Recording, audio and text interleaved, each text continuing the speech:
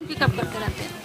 तो मैं वहाँ भी थी, तभी मैंने फ़ोन पिकअप किया, क्या बात है? तो उसने कहा कि अंदर से लॉक कर ली है। तो मैंने कहा कौन है? उसने कहा खुशबू। तो मैंने कहा रूम नंबर बताओ। बोली 305। तो मैंने कहा कि कितना देर से लॉक की है? तुरंत पूछे कितना देर से लॉक की है? तो बोली कि पता नहीं मैम, हम क्लास गए थे, अभी आए हैं तो खुलवा रहे हैं तो नहीं। तो मैंने कहा कि अच्छा ठीक है, और कौन है वहाँ वार्डन अभी केयर टेकर में? तो बोली पूजा आंटी है साथ में। तो हम बोले अच्छा ठीक है, तुम रखो, मैं तुरंत बात करती हूँ। मैंने प्रिंसिपल को लगाया तुरंत में। तो सोचा कि गार्ड भेजेंगे तेज़ी से। तो वहाँ पटना में थे, उन्होंने कहा कि मैं पटना में मीटिंग में हूँ मैम।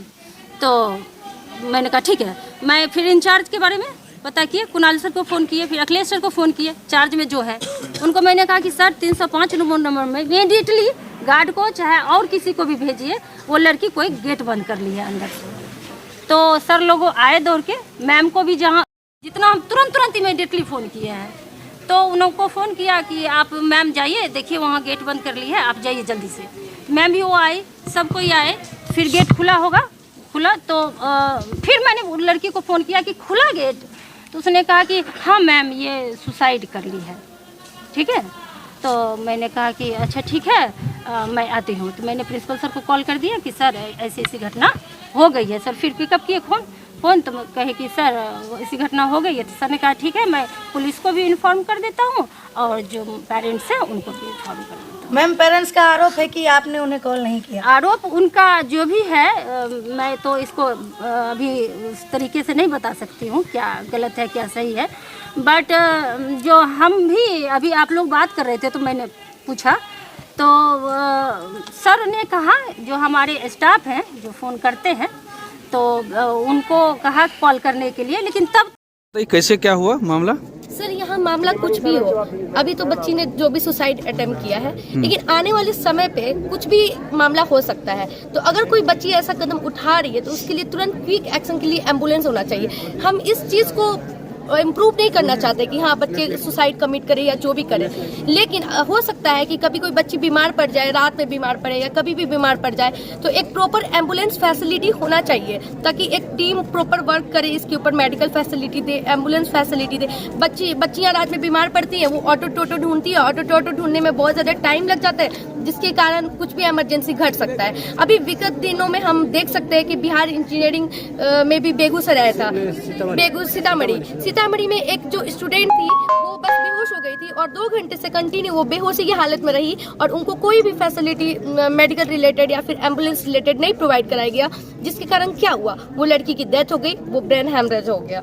तो ठीक है, इन सब चीज़ों को कंट्रोल करने के लिए हम लोगों को चाहिए, हम लोग को नहीं, हम लोग की पूरे बच्चों की, हमारे पूरे जो भी बिहार इंजीनियरिंग स्टूडेंट के बच्चे, इवन हम तो अभी मधेपुरा से बात कर रहे हैं, सभी को चाहिए एम्बुलेंस की फैसिलिटी और मेडिकल की फैसिलिटी। यहाँ करीब 1000 बच्चे यहाँ रहते हैं, स्टे करते हैं, तो उनकी हेल्थ की जिम्मेदारी लेगा कौन? यहाँ बच्चे रात में रहते हैं तो उनको क्विक फैसिलिटी चाहिए ना, वो रात में कहाँ ढूंढने चलेंगे, दर कहाँ भटकने जाएंगे? रात में मधेपुरा जैसे जगह में 7 बजे के बाद कहीं पे ऑटो टोटो मिलता नहीं है, जिस जगह पे जिस हम लोग रह रहे हैं, तो इस जगह पे एम्बुलेंस रहना चाहिए ताकि बच्चे को तुरंत मेडिकल फैसिलिटी प्रोवाइड कराया जाए, वो जल्दी रीच कर पाए हॉस्पिटल को।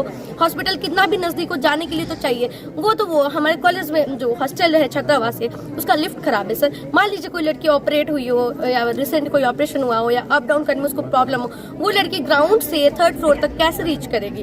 तो उसके लिए लिफ्ट भी है, वो सही होना चाहिए। लिफ्ट का फंक्शनलिटी सही नहीं है। आज पुलिस अंकल भी आए थे तो बोले थे बच्चियाँ कैसे इतने ऊपर तक चढ़ती हैं, यही बहुत समस्या की बात है, तो ये भी होना चाहिए।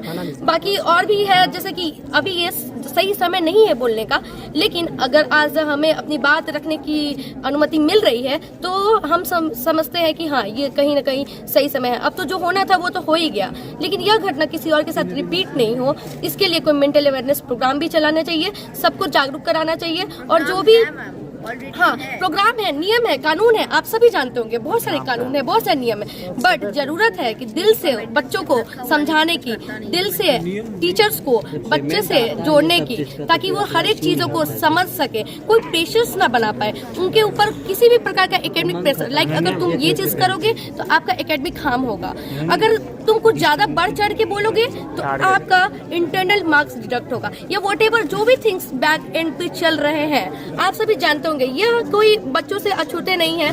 किसी भी यूनिवर्सिटीज में जनरली यही किया जाता है कि अगर आप अपने बातों को रखेंगे, अपने जेन्युइन बातों को रखेंगे, तो उन्हें एकेडमिक्स का हम बताकर सप्रेस कर दिया जाता है। इन चीजों से हम चाहते हैं कि कहीं ना कहीं बच्चों को रिलीफ मिले। टीचर्स जो है वो एक स्ट्रिक्टनेस के साथ एक लिबरल फॉर्म में भी आए ताकि बच्चों को अंडरस्टैंड कर पाए, एक उनके रूट कॉज तक जाए कि बच्चे क्या फील कर रहे हैं, बच्चे साइकोलॉजिकल तौर पे क्या फील कर रहे हैं। तो ये सारी चीजें बहुत ही जरूरी हो गई है। और साथ ही साथ मेडिकल फैसिलिटी भी बहुत जरूरी है। पूरे जितने भी 38 जिले हैं उन सभी में बिहार इंजीनियरिंग कॉलेजेस चल रहे हैं। हॉस्टल्स इतने ज्यादा हैं, नंबर ऑफ स्टूडेंट्स इतने ज्यादा हैं, फिर भी पूरे कॉलेजेस में एम्बुलेंस नहीं है। यह बहुत शर्म की बात है कि कहाँ है हमारी सरकार। जैसा कि हम सभी जानते हैं कि हम लोग के चांसलर भी जो है टॉप लेवल पे, तो हाँ टॉप लेवल पे नीतीश कुमार जी हैं, जो टॉप लेवल पे नीतीश कुमार जी हैं। तो क्या हमारे नीतीश कुमार जी की सरकार बनी तो वो इतना नहीं करा सकता कि बिहार इंजीनियरिंग के जो कॉलेजेस में आए दिन घटनाएं घट रही हैं उनको रोकने के लिए या उनको कम करने के लिए एक एम्बुलेंस और एक मेडिकल फैसिलिटी प्रोवाइड करानी चाहिए। ये हम लोग की मांग है। अगर आप नहीं दीजिएगा तो हम सारे बच्चे कभी भी आपका सपोर्ट नहीं कर सकते हैं। हम सरकार से हतोत्साहित होकर ही निकल सकते हैं। ये जो आप कंप्लेन क्या अपने प्रिंसिपल साहब से क्या रखे थे, सच्ची कंप्लेन, या लिफ्ट का जो सुविधा नहीं है, मेडिकल फैसिलिटी नहीं है? आए दिन हम लोग बोला करते कि हम लोग को एम्बुलेंस चाहिए, मेडिकल फैसिलिटी चाहिए, तो जनरली सर बोलते कि फंड में नहीं है, बजट में नहीं है। आप भी किसी भी इंजीनियरिंग कॉलेज में विजिट करो, कहीं कोई आपको एम्बुलेंस नहीं दिखेगा। तो ये चीज़ कहीं ना कहीं टॉप लेवल से होना चाहिए ना, कि टॉप लेवल पे अगर वो दे फंडिंग दे इस चीज़ की। मुझे नहीं लगता बहुत ज़्यादा कॉस्ट है। जब इतना बड़ा प्रोजेक्ट चला सकते हैं, इतना बड़ा इंजीनियरिंग कॉलेज स्टैब्लिश कर सकते हैं, तो क्या एक एम्बुलेंस के लिए वो फंड नहीं प्रोवाइड करा सकते? हमारा सवाल यही है। और अगर नहीं भी है, अगर फंड वो लोग नहीं भी प्रोवाइड करा रहे तो बाकी जो फंड्स होते हैं उसमें कहीं ना कहीं एडजस्ट करके एक तो कोई सप्लीमेंट्री होना चाहिए, सप्लीमेंट व्यवस्था होना चाहिए जिससे बच्चे जल्दी मेडिकल तक रीच कर पाए। और कभी ना कभी आए दिन ऐसा होता है, लड़कियां फील करती हैं कि कोई बेहोश हो गया या कोई कुछ हो गया, किसी को कोई प्रॉब्लम है, किसी को स्टमक प्रॉब्लम है, किसी को एंजाइटी है, तो आए दिन ऐसा होते रहता है। और जरूरी नहीं ना 200 लड़कियां रह रही है तो क्या 200 लड़कियों में हर एक का हेल्थ लेवल एक तो नहीं हो सकता ना, कभी किसी न किसी को। और ये भी क्वेश्चन आता है कि तुम लोग रात में क्यों बीमार पड़ जाते हो? तो सर बीमारी कभी समय देखकर नहीं आती है, बीमारी कभी भी मतलब यहाँ के कौन पूछ रहे थे आप? क्या यहाँ पे कोई पूछ रहे थे क्या ये इस सवाल? नाम लेंगे तो नाम हम नहीं सर, एक्चुअली हम मतलब बता रहे। जनरली लोग ऐसा सोचते होंगे कि रात में क्यों बच्चे बीमार पड़ जाते हैं, दिन में हो तो मिल जाएगा गाड़ी वाड़ी, जो भी बोले, मतलब कोई भी बच्चे के ही मन में क्यों ना आए। तो घटनाएं तो कभी भी हो सकती है ना, रात हो या दिन, लेकिन फैसिलिटी होगी तो हम लोग उसका सही उपयोग कर सकेंगे। अच्छा, ये खुशबू कुमारी को लेकर क्या मतलब कुछ क्या ऐसे क्या? खुशबू कुमारी नाम? हाँ, खुशबू कुमारी हमारी जूनियर है, 24 बैच की छात्रा है, सिविल ब्रांच की।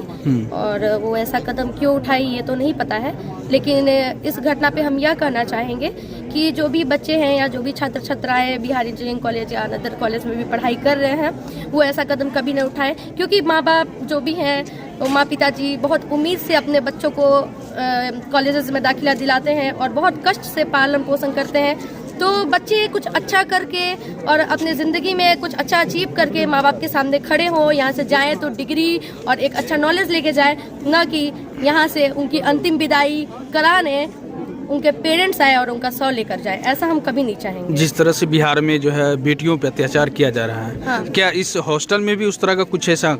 बेटियों पे अत्याचार नहीं सर, ऐसा कुछ नहीं है हॉस्टल में, ऐसा कुछ नहीं है। जैसे कि पटना में अभी लगातार मामला उठा रहे हैं। नहीं सर, उस तरीके का कोई भी फिर क्या ऐसा मेंटलिटी टॉर्चर या कोई भी इस तरह का आप लोग भी रहते साथ में रहते हैं? ऐसा कुछ नहीं होता है, वो सब सही है सर। बस थोड़ी फैसिलिटीज हम लोग को चाहिए सर। जैसे स्टूडेंट है ना, हम लोग हॉस्टल में रह रहे तो हमारी कुछ बेसिक नीड्स है ना सर। घर पे तो फैसिलिटीज होती है, हॉस्टल में भी तो कुछ फैसिलिटी चाहिए ना, तो वो फैसिलिटीज हम लोग को प्रॉपर चाहिए। चाहे साफ सफाई की हो हॉस्टल में, हॉस्टल बड़ा गंदा वगैरह रहता है, साफ सफाई मेंटेन नहीं होता है, ऐसा नाला नाली बह रहा है, आप देख सकते हैं यहीं पे, यही है गेट के बाहर।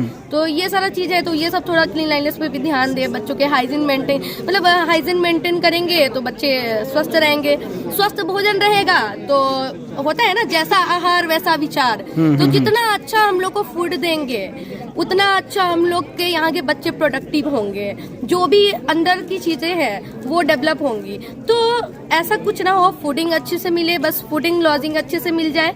एक कॉलेज में हम लोग आए एक अच्छा प्रोडक्टिवनेस के लिए कोई ना कोई साइकोलॉजिकल तौर पे कोई ना कोई अवेयरनेस प्रोग्राम चलाते रहे, जो बच्चों से मीटअप्स करते रहे, बच्चे से टॉक्स करते रहे फ्रीली, ताकि बच्चे भी समझे, बच्चे अंडरस्टैंड करें। मेन है ना सर की टीचर्स जो है ना, जो भी फैकल्टीज है, वो सिंपथाइज करे बच्चों के साथ। वो सिंपथी सिर्फ दिखाने वाली सिंपथी नहीं, वो सिंपथी रिलेट करने वाली सिंपथी कि yes I am with you at your worst also, at your good also. Like अगर आप अच्छा कर रहे हो तो भी सही है, वर्स्ट कर रहे हो तो I will make correct. They will मतलब वो टॉर्च की तरह दिखाएंगे कि हाँ ये रास्ता, ये पार्ट से आप चलो, और वो गाइड करे अच्छे से, और बच्चे भी फ्रीली शेयर करे अपने फीलिंग्स को। और सर मैडम से भी रिक्वेस्ट कि वो लोग थोड़ा सिंपैथी दे, और स्ट्रिक्टनेस उतना ज़्यादा नहीं रखे, थोड़ा लिबर्टी रखे स्टूडेंट्स के ऊपर। एकेडमिक्स को लेके कभी कोई थ्रेटनिंग टाइप का नहीं चाहिए बच्चों को कि हाँ अगर आप ये स्टेप लोगे, आप ये कंप्लेन करोगे।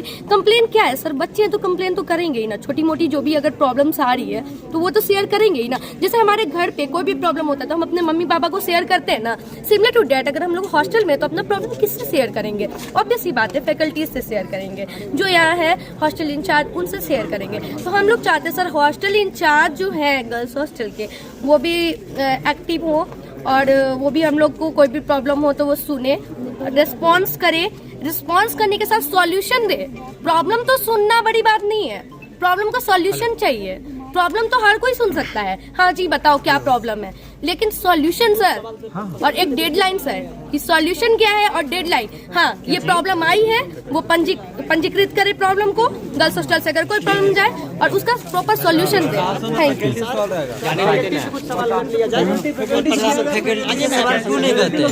अच्छा उससे भी होगा।